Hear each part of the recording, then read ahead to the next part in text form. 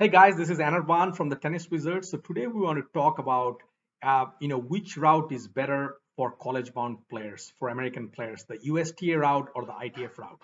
So the simple answer is, if the player is good but not phenomenal, right? The USTA route is a lot safer route for the players to get a lot of looks at the college, and here's why.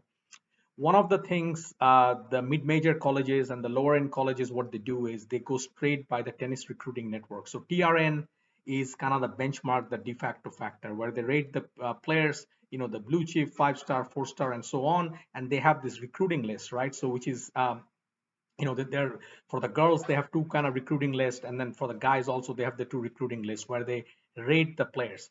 If the players are playing only ITF, they fall off from the list. They still stay on the, they get the star rating, but they fall off the list. And a lot of the coaches just go by the list; they don't look for it, right? Right. So it's a much easier way for American players to go straight to college if that's what they're looking for with the USTA path.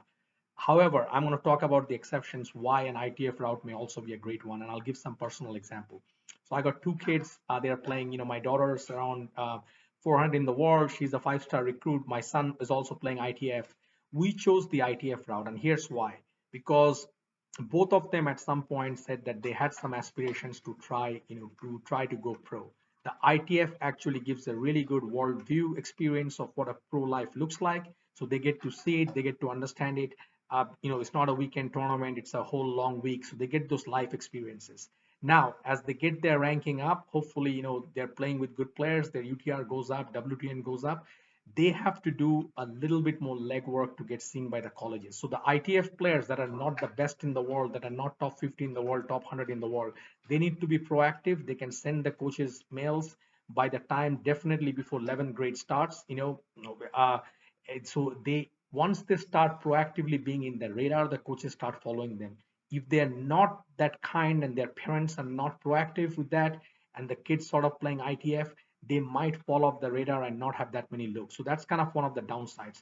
This is primarily for American players, right? However, if the players are from foreign countries, they're from Europe, they're from India, they're from other places, ITF juniors, ITF pro is the way to go, because the coaches can benchmark that. They look at those, they look at the UTR, and they go for those players. So hopefully that covers.